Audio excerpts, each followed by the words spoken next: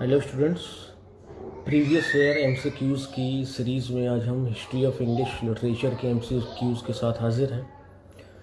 ये पहला सेशन रहेगा हिस्ट्री ऑफ इंग्लिश लिटरेचर का और हम कोशिश करेंगे कि इसमें ज़्यादा से ज़्यादा क्वेश्चंस को अपन डील करें और उसका एक्सप्लेनेशन भी आपको देते चलें ताकि आपकी एग्ज़ाम्स में ठीक ठाक उससे मदद मिल सके।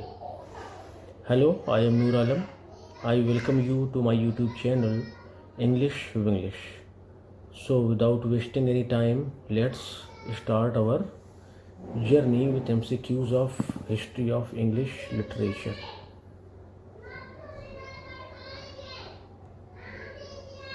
चलिए शुरू करते हैं। क्वेश्चन नंबर पहला है, Caroline age is concerned with the reign of. देखिए, कैरोलिन जो है वो चार्ल्स फर्स्ट के रेन से संबंधित है। कैसे चार्ल्स और कैरोलिन, क्या दोनों में कनेक्शन है या उनका क्या आपस में रिलेशन बनता है, उसको अपन देखेंगे। चलिए देखते हैं। Caroline age is concerned with the reign of Charles first, ये हमारा आंसर हो गया। The age of Caroline is an age in British history that is named for Charles first. जो कैरोलिन एज है ब्रिटिश हिस्ट्री में, वो Charles first के नाम पर रखी गई है। इट लास्टेड फ्रॉम 1625 टू 1649, ये डेट आप ध्यान रख सकते हैं। सन, it is made up of 3 poetic schools. ये क्वेश्चन भी आता है कि कैरोलिन एज में कौन कौन से पोएट थे, तो मेटाफिजिकल भी थे, कैवेलियर पोएट भी थे और प्यूरिटन्स भी थे। ठीक है। द वर्ड कैरोलिन, अब असली यहाँ से बात शुरू होगी। The word Caroline comes from the name Charles, King of England, from 1625 to 1649. Thus the appropriate answer is option A. इसमें वो बात नहीं है जो, देखिए अपन इसको थोड़ा सा क्लियर कर लेते हैं। एक वर्ड होता है कार्लोस, ठीक है। कार्लोस से बनता है चार्ल्स फर्स्ट और इसी कार्लोस से बनता है कैरोलिन। ठीक, ये है मेन पॉइंट इसका। चलिए नेक्स्ट क्वेश्चन देखते हैं। What is the place of origin of Renaissance? Italy है, कॉमन क्वेश्चन है, इसको अपन ध्यान रखेंगे। नेक्स्ट क्वेश्चन, अच्छा और कब शुरू हुआ था? 14th सेंचुरी में। उसके बाद renaissance spread to the rest of Europe, बाकी यूरोप में 16वीं और 17वीं शताब्दी में फैला है। The English renaissance an era of cultural revival and poetic evolution, और ये जो इंग्लिश रेनेसां जिसमें कल्चरल रिवाइवल, सांस्कृतिक रिवाइवल था, पोइटिक एवोल्यूशन, पोइट्री का विकास हुआ, स्टार्टिंग लेट 15th सेंचुरी। तो ये जो 2-3 डेट्स हैं, यानी अगर पूछेगा इटली में कब है तो 14th सेंचुरी, पूरे यूरोप में कब है 16th एंड 17th सेंचुरी, और अगर कहेगा इंग्लैंड में कब आया तो वो लेट 15th सेंचुरी में। अच्छा, थोड़ा सा एक और ये पॉइंट है, अच्छा इसको देख लेते हैं। Some Renaissance authors are Francis Bacon, John Donne, Ben Jonson, Christopher Marlowe, William Shakespeare, Edmund Spenser, Thomas Yat। तो ये कुछ ऑथर्स भी हैं जो रेनेसांस से संबंधित हैं। नेक्स्ट क्वेश्चन है, which period is known as the age of Chaucer? Middle age है ये, यानी जो मिडिल एज इंग्लिश हिस्ट्री में मानी जाती है वो है आपकी 1066 से लेकर के 1500 के आसपास तक। और जो चौसर का पीरियड है, वो पीरियड, चौसर का पीरियड कब है? यह है आपका 1400 या 14th सेंचुरी से, 14th century to 15th century. इसमें बीच में कोई डेट है वो थोड़ा सा नहीं ध्यान आ रही, यहाँ दिया होगा, देखिए ये है, देखिए 1340 से 1400 तक है, ठीक है ना। एज ऑफ चौसर कहलाती है, तो इसी मिडिल एज में ही आती है। और क्योंकि जो मिडिल इंग्लिश पीरियड है वो कब तक है? 1066 से 1500, तो इसके बीच में ही ये आपकी डेट आती है। इसलिए जो जेफरी चौसर की एज है वो हमारी कौन सी है? मिडिल एज कहलाती है। चलिए नेक्स्ट क्वेश्चन देखते हैं। In which chapter of poetics does Aristotle define tragedy? किस चैप्टर में पोएटिक्स के एरिस्टोटल ने ट्रेजिडी को डिफाइन किया है as an imitation of an action that is serious, किसी एक्शन को इमिटेट करना जो कि सीरियस हो, कैसा हो, सीरियस, कंप्लीट हो, and of a certain magnitude, और जिसका कुछ मैग्नीट्यूड हो यानी उसकी कुछ वैल्यू हो, है ना। तो ये चैप्टर 6 है, अपन एक बार इसको कंफर्म कर लेते हैं। ये है हमारा C number chapter 6। In the chapter 6 of poetics Aristotle define tragedy, ठीक है, बाकी ये पूरा दिया हुआ है सर्टेन मैग्नीट्यूड तक। चलिए हाँ, ये देखिए एक पॉइंट अच्छा है, इसको देख लीजिए। The aim of tragedy, Aristotle writes, tragedy का उद्देश्य क्या है, एरिस्टोटल लिखते हैं, is to bring about a catharsis of the spectators to arouse in them sensations of pity and fear. करेंगे जो वहाँ देखने वाले हैं ना, उनके अंदर पिटी और फियर को पैदा करना, उत्पन्न करना, and purge them of these emotions so that they leave the theatre feeling cleansed and uplifted. Purge them of these emotions, और उन्हें इन इमोशंस से परिपूर्ण कर देना, that they leave the theatre, कि जब वो थिएटर छोड़े, फीलिंग क्लींस्ड एंड अपलिफ्टेड, तो अपने को थोड़ा सा वो समझदार या विकसित पाए, मतलब दुनिया की समझ के साथ वापस लौटे, ये मतलब है इसका। नेक्स्ट क्वेश्चन देखते हैं। Doctor Johnson's a dictionary of English language, doctor Johnson's की डिक्शनरी है, डिक्शनरी ऑफ इंग्लिश लैंग्वेज, वो है 1755 में आई थी। नेक्स्ट क्वेश्चन देखते हैं।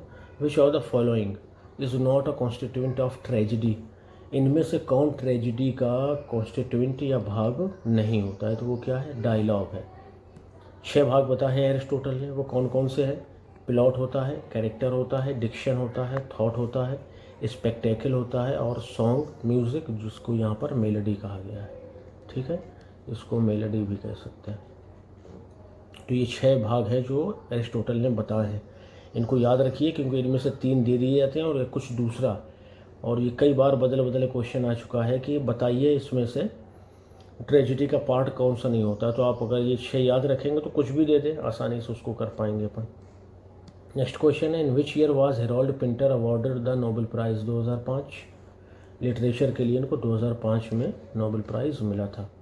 देखिए हिस्ट्री ऑफ इंग्लिश लिटरेचर में जो कुछ भी इम्पोर्टेंट है वही सब आ चुका है आपके पेपर्स में, उन्हीं से ये क्वेश्चंस आए हैं, और इनमें इंडियन ओरिजिन जो पोएट्स राइटर्स हैं उनके भी क्वेश्चंस हैं, यूरोप के भी मिल सकते हैं, इंग्लैंड के भी, अमेरिका के भी, तो सबको अपने को पढ़ना है भाई। जब उसमें पॉइंट हमारा जो टीजीटी पीजीटी जो एग्ज़ाम्स होते हैं उसमें सिर्फ एक फ्रेज़ लिखा होता है, history of English literature, English literature की हिस्ट्री।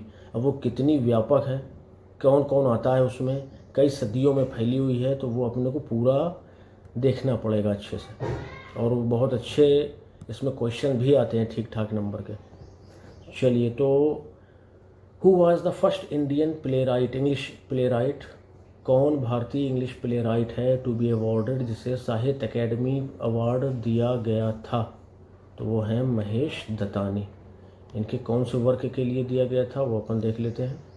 महेश दत्तानी है ये, इन्होंने एक वर्क लिखा था डांस लाइक अ मैन, एक आदमी की तरह नाचो भाई, डांस लाइक अ मैन, कब लिखा था इन्होंने, 1989 में, तो इसके लिए इन्हें ये अवार्ड दिया गया था।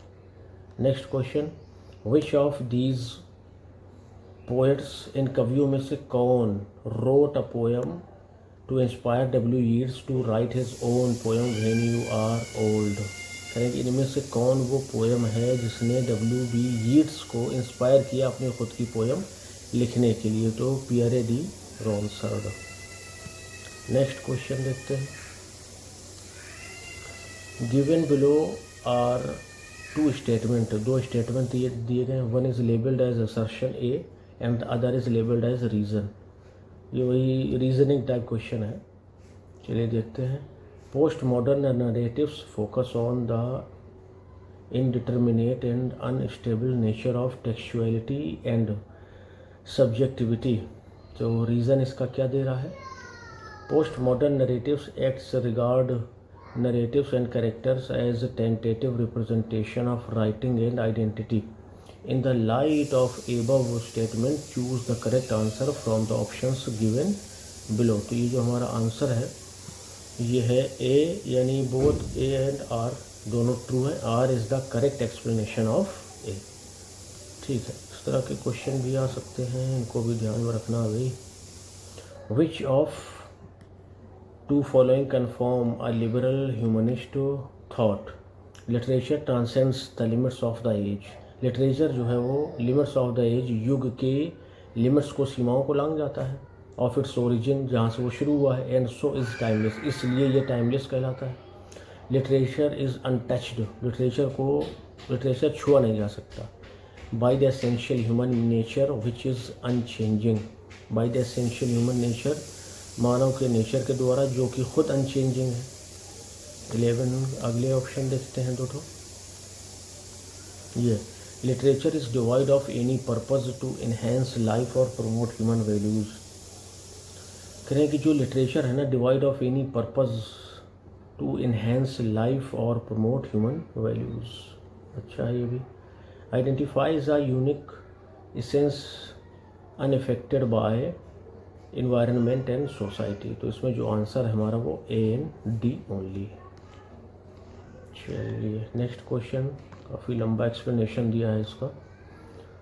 The first pastoral romance in English is Sidney's Arcadia. Sidney की जो आर्केडिया है वो फर्स्ट रोमांस, पेस्टोरल रोमांस कहलाती है. चलिए नेक्स्ट क्वेश्चन देखते हैं. Dryden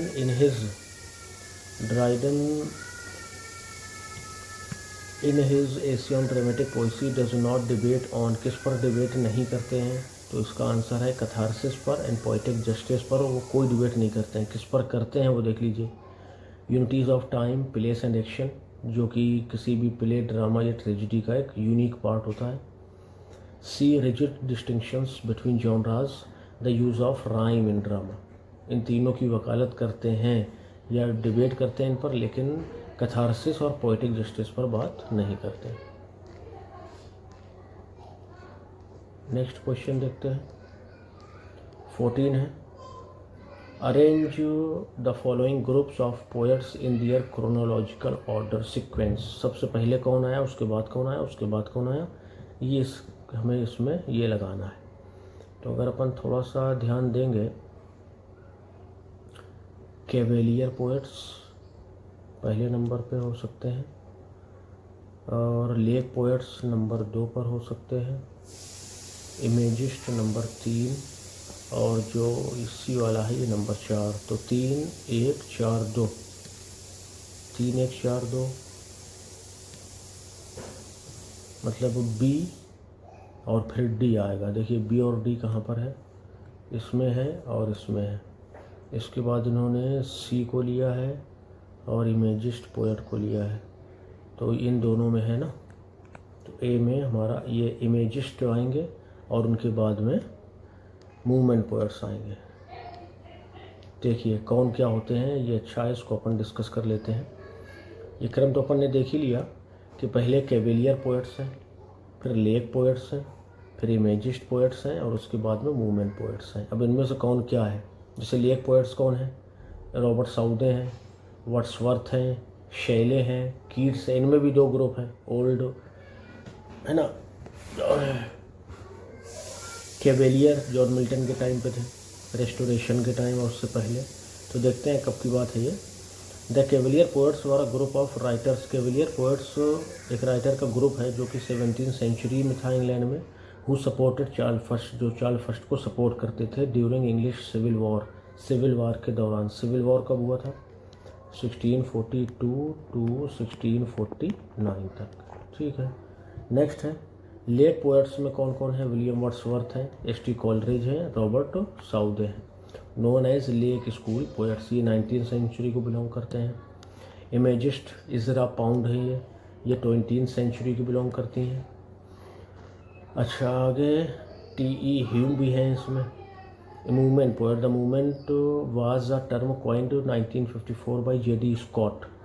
literary editor of the spectator to describe the group of writers. कौन कौन है देखिए मूवमेंट पोएट्स में? Philip Larkin, Kingsley Amis, Donald Davie, John Wain. सब नए नाम हैं। चलिए नेक्स्ट क्वेश्चन देखते हैं। Which among the following is a common convention of post modern writing. Post modern आधुनिक काल के बाद की राइटिंग का कॉमन कन्वेंशन क्या है? तो ये है मेटाफिक्शन एंड इंटरटेक्चुअलिटी। चलिए next question. The post structuralist orientation to history is now emerging in literary studies. I characterise chiastically as a reciprocal concern with the history of text and textuality of the history is a statement by the new historian। ये भैया किसने कहा है? कौन सा historian है ये? Option देखते हैं। ये है हमारे लुइस एड्रियन मोंट्रोज। चलिए next question. Post modernists typically argue that. Post modernist क्या आर्ग्यू करते हैं? यानी आधुनिक काल के बाद के लोग वो आर्ग्यू करते हैं the grand narratives are useful source of information. Grand narratives, शानदार नरेटिव जो स्टोरीज़ हैं या जो भी राइटिंग्स हैं वो हमारी इंफॉर्मेशन के लिए बहुत यूजफुल सोर्स हैं। Next question. Which collection of essays by new historicists focuses on the romantic period. इनमें से कौन? तो ये है हमारा rethinking historicism, critical readings in romantic history. Next question है। Which of the following writers was not associated with the aesthetic movement. Aesthetic movement क्या था इसको देख लेते हैं पहले। इसका एक स्लोगन था आर्ट फॉर आर्ट्स सेक। ये इसका एस्थेटिज्म का क्या था? स्लोगन था। तो ए नंबर मैथ्यू अर्नोल्ड इससे एसोसिएटेड नहीं थे। बाकी ऑस्कर वाइल्ड, वॉल्टर पैटर और विलियम मॉरिस ये लोग थे संबंध। चलिए नेक्स्ट क्वेश्चन देखते हैं। नेक्स्ट क्वेश्चन है हमारा 20। The stream of consciousness method is not used by. किसने स्ट्रीम ऑफ कॉन्शियसनेस मेथड को अपनाया नहीं है या इस्तेमाल नहीं किया है? कौन है भाई महान व्यक्ति? तो वो जो है महान व्यक्ति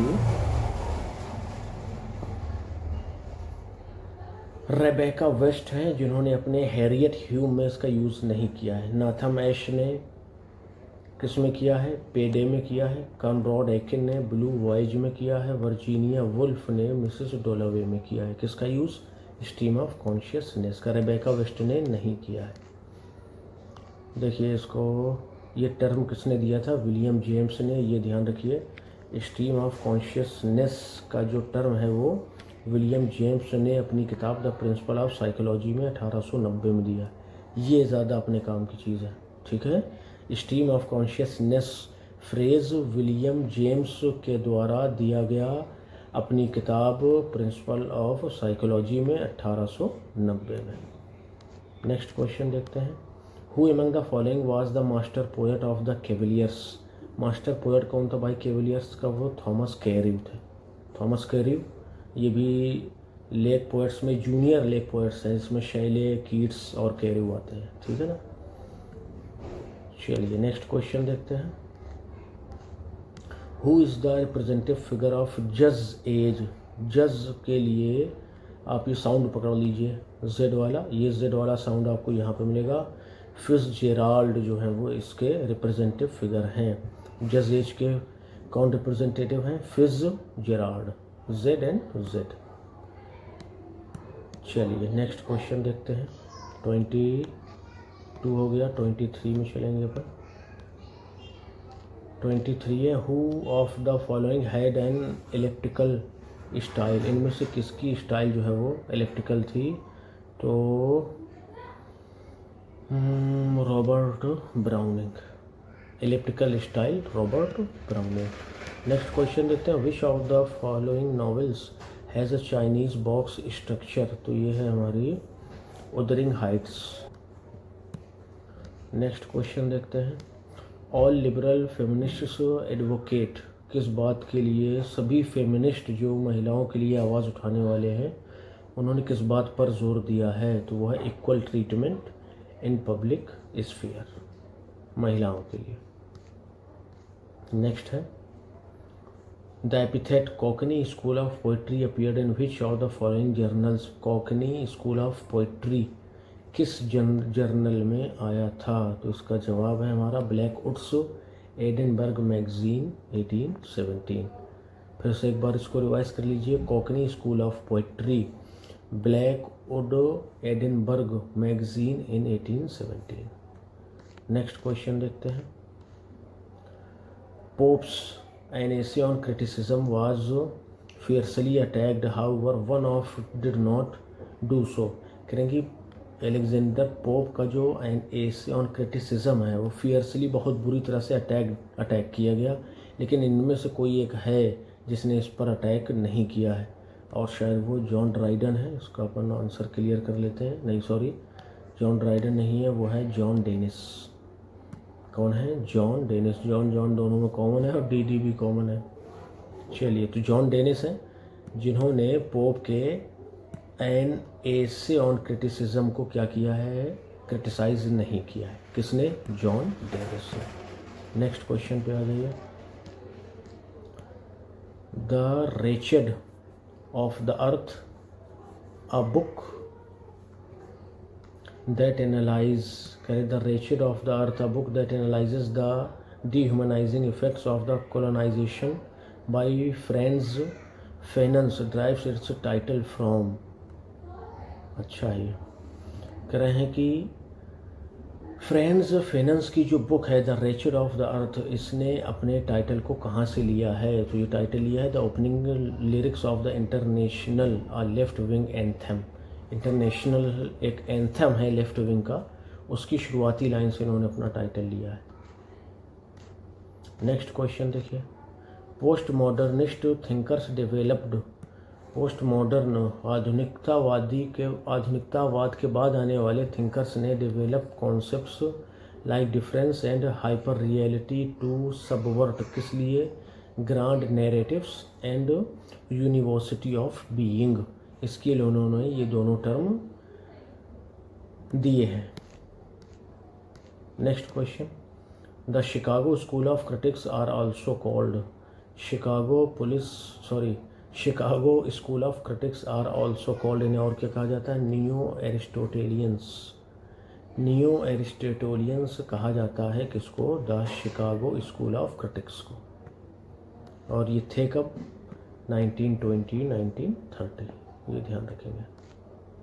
नेक्स्ट क्वेश्चन है 31 को देख लेते हैं अपन। 31 है command which poetic device is the mark a genius according to Aristotle. करें किस पोइटिक डिवाइस पर कमांड होना एक जीनियस की निशानी है? तो वो क्या है? मेटाफर। कल भी अपन ने फिगर ऑफ स्पीच के लेक्चर में या सेशन में बात करी थी इसकी कि मेटाफर अगर आप समझने लगे तो आप समझिए कि आप जीनियस हो रहे हैं धीरे धीरे, है ना। हम सभी चाहते हैं जीनियस हो जाएं, तो मेटाफर को समझिए पहले अकॉर्डिंग टू एरिस्टोटल। एक बार और देख लीजिए, अच्छा लग रहा है सुनने में। Command of which poetic device, किस पोइटिक डिवाइस पर कमांड करके the mark of a genius according to Aristotle. The mark of genius ये निशानी होती है, खैर इसको दूसरे अर्थ में कहेंगे। एरिस्टोटल के अनुसार जीनियस होने की निशानी है कि आप command of which poetic device, आप किस पोइटिक डिवाइस को कमांड कर रहे हैं, वो है मेटाफर है ये, वो मेटालेप्सिस है। यानी अगर आप मेटाफर में कमांड कर लेते हैं तो एरिस्टोटल के हिसाब से आप जीनियस हैं। अब भाई कोई ना माने तो फिर एरिस्टोटल को बुला के पूछवा दीजिए। Sidney's an apology for poetry is a reply to the school of abuse, ये ध्यान रखिएगा। और अच्छा, द स्कूल ऑफ अब्यूज़ जो है वो लिखी है किसने? स्टीफन गॉसन ने इन 1579। चलिए नेक्स्ट क्वेश्चन देखते हैं। मोर्टे दी आर्थर किसने लिखी है भाई? टॉमस मेलोरी ने लिखी है। इसका थोड़ा सा देख लीजिए, पहली बार नया टाइप का क्वेश्चन है। Le Morte d' Arthur, originally spelled Le Morte d' Arthur, ungrammatical middle French for the death of Arthur, is a 15th century middle English prose reworking by Thomas Malory. करेंगे 15th century में middle English pros के लिए Thomas Malorie ने इस कहानी को या इस वर्क को लिखा था। ठीक है, इतना काफ़ी है इसके लिए। The first complete translation of Iliad and Odyssey was made by Chapman. Chapman की प्रसिद्धि रातों रात आसमान छू गई थी इन दोनों का ट्रांसलेशन करने के बाद इंग्लिश में, है ना। Utopia was first published in English में कब आई है भाई? 1551 में आई है। कब आई है? 1551 में। इसका अपन थोड़ा सा देख लेंगे। देखिए, sir Thomas More completed Utopia in 1516। Sir Thomas More ने यूटोपिया को 1516 में कंप्लीट किया। His original work was written in Latin. वो ओरिजिनल जो वर्क है यूटोपिया वो लैटिन में है। It was translated into English. उसको इंग्लिश में ट्रांसलेट किया गया रॉल्फ रॉबिन्सन के द्वारा। एंड फर्स्ट पब्लिश्ड, और उसे 1751 में पहली बार पब्लिश किया गया। ठीक है भाई। तो यूटोपिया पहले लैटिन में था, 1516 में टॉमस मूर के द्वारा लिखा गया। फिर रॉल्फ रॉबिन्सन ने इसका जो है ट्रांसलेशन किया इंग्लिश में, जो कि पब्लिश हुआ 1551 में। Next question, a new way to pay all debts is an English Renaissance play by Massinger. ये बड़ा अच्छा टाइटल लगता है सुनने में, a new way to pay all debts. बिल्कुल नए टाइप का टाइटल है, अच्छा है। चलिए नेक्स्ट क्वेश्चन देखते हैं। एमोरिटी कंटेन्स 89 सॉनेट्स। कितनी है? 89। और उसके बारे में थोड़ा सा देख लेते हैं। एमोरिटी मतलब क्या होता है इसका? Little love poems is the sequence of 89 sonnets. किसने लिखा है? एडमंड स्पेंसर ने 16th सेंचुरी में। In the tradition of Petrarchan sonnets, Petrarchan sonnets के परंपरा के अनुसार। आ पॉपुलर फॉर्म, ये तो चलिए खैर। चलिए नेक्स्ट क्वेश्चन देखते हैं। कंसीडर, अच्छा हाँ ठीक है। Consider the following events and arrange these in chronological order. अब देखिए, इनको भी क्रोनोलॉजिकल ऑर्डर में लगाना है। तो पहले लिरिकल बैलेट्स कब आई थी? 1798 में। जिनकी डेट पता है उसको लिख लेते हैं। 1832 में रिफॉर्म बिल आया था। रेस्टोरेशन कब हुआ था? 1660 में। फ्रेंच रिवॉल्यूशन 1789 में हुआ था। ठीक है, तो पहले आना चाहिए थर्ड, फिर आना चाहिए फोर्थ, फिर आना चाहिए फर्स्ट। देख लीजिए, third fourth first, C option इसका सही होगा। ठीक है भाई, फिर से एक बार देखिए। पहले क्या हुआ है? रेस्टोरेशन चार्ल्स सेकंड का, उसके बाद फ्रेंच रिवॉल्यूशन, फिर लिरिकल बैलेट्स और फिर रिफॉर्म बिल। ठीक है, तो ये 1, ये अपना 2, ये 3 और ये 4 क्रोनोलॉजिकल ऑर्डर में। नेक्स्ट क्वेश्चन देखते हैं। चलिए अपन ने देख लिया है ये। लिरिकल बैलेट्स का थोड़ा सा यहाँ पे डिटेल दिया है, अपन देख लेंगे। Lyrical ballads a collection of 23 sonnets. Lyrical ballads जो है इसमें कितनी है? 23 पोएम है। 19 by William Wordsworth and 4 by S T. Coleridge. Publish हुई थी 1798। और इसी के साथ में शुरुआत होती है किसकी? रोमांटिक एज की। क्वेश्चन भी आता है कि किस पब्लिकेशन के बाद से रोमांटिक एज की शुरुआत मानी जाती है? तो वो क्या है? Lyrical ballads. लिरिकल बैलेट्स के पब्लिकेशन से ही रोमांटिक एज की शुरुआत मानी जाती है। चलिए नेक्स्ट क्वेश्चन देखते हैं। 39 40 में आ गए हैं हम लोग।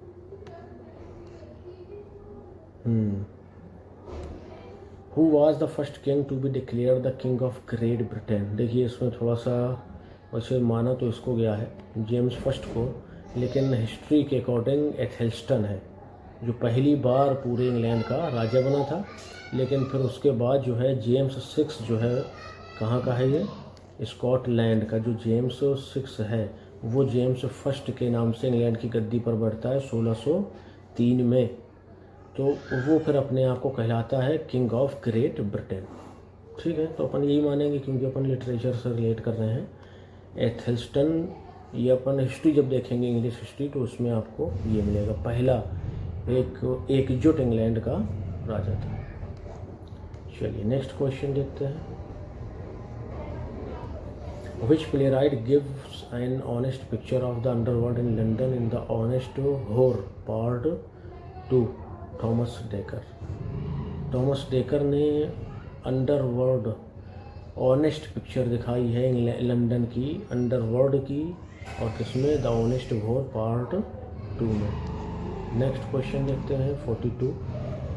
The short story collection interpreter of maladies is written by Jhumpa Lahiri. ये हमारे इंडियन अमेरिकन राइटर हैं झुम्पा लाहिरी, जिन्होंने इंटरप्रेटर ऑफ मेलोडीज को लिखा।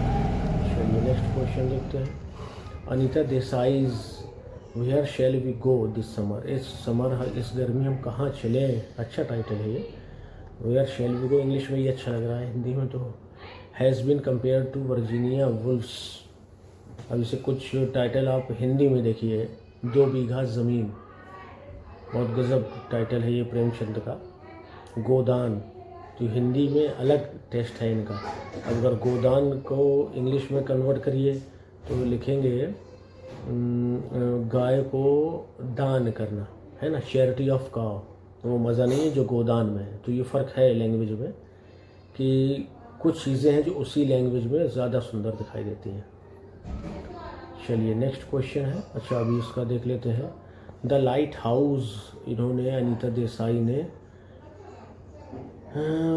Has been compare to Virginia Woolf. अच्छा, अनीता देसाई के किस वर्क को वर्जीनिया वुल्फ के लाइट हाउस से कंपेयर किया जाता है? तो वो है where shall we go this summer.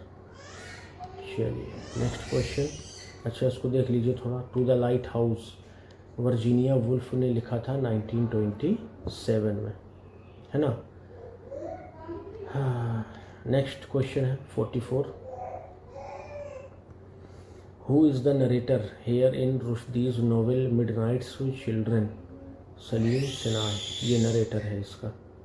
Next question देखते हैं 45। He won the Nobel prize for literature in 1973 में नोबेल प्राइज़ मिला था तो पैट्रिक वाइट। किस का वर्क के लिए मिला था? For an epic and psychological narrative art which has introduced the new continent into literature. इन्होंने एक एपिक लिखा था, साइकोलॉजिकल नरेटिव था जो विच हैज़ इंट्रोड्यूस, जिसने इंट्रोड्यूस कराया न्यू कॉन्टिनेंट इनटू लिटरेचर, एक नए भाग का, है ना। कॉन्टिनेंट तो ऐसा अलग मतलब है कि नए युग कह दें, नए कोई व्याख्या कह दें। 46 है। Who wrote incidents in the life of a slave girl? D Harriet Jacobs. Harriet Jacobs ने लिखा है incidents in the life of a slave girl. Next question देखते हैं 47। Race relations in the north are attacked in Harriet Wilson's Our Nig. खैर कुछ ज़्यादा ही deep questions है। 48 देखते हैं। Why is the couple in Arna Bontemps' a summer of tragedy getting dressed up to end their lives? अरे गजब बात है, गेटिंग ड्रेस्ड अप, कपड़े पहन रहे हैं किस लिए? टू एंड दियर लिव्स, अपनी ज़िंदगी ख़त्म करने के लिए तैयार हो रहे हैं। 49 पे चलिए। 49 क्वेश्चन है। Who was the first black women who one the Nobel prize for literature? Tony Morrison. Tony Morrison first black women है जिन्हें नोबेल प्राइज़ मिला था लिटरेचर के लिए। और किस लिए मिला था वो अपन देखेंगे इसमें, किस वर्क के लिए मिला था वो इसमें देखेंगे। चलिए तो बात करते हैं किस वर्क के लिए। Tony Morrison was the first black women who received for Nobel prize, received the Nobel price, क्या फॉर क्या मतलब है, हटाओ इसको, ये सही नहीं है। For literature 1993। Her critical essay playing in the dark, उनका क्रिटिकल एसे है playing in the dark, whiteness and the literature imagination 1922 में, ये उसका पूरा टाइटल है। ठीक है, इसके लिए उन्हें नोबेल प्राइज़ मिला था। नेक्स्ट एंड लास्ट आज के सेशन के लिए, native son 1914 is written by Richard Wright. Richard Wright. Native son is a novel written by American author Richard Wright. ठीक है, चलिए आज के लिए इतना काफ़ी है। उम्मीद है आपको सेशन पसंद आया होगा। देखिए वीडियो देख रहे हैं काफ़ी लोग, तो सबसे ये रिक्वेस्ट है कि लाइक भी करिए, शेयर भी करिए और कमेंट भी करिए। जो भी आपको कमी दिखाई दे तो वो कमी को ज़रूर बताएं ताकि हम उसे दूर करें और आपके लिए अच्छे से अच्छे क्वेश्चंस और अच्छे से अच्छे एक्सप्लेनेशन आपके सामने हम दे पाएँ। ठीक है, चलिए मिलते हैं नेक्स्ट वीडियो में। Till then bye bye, thank you.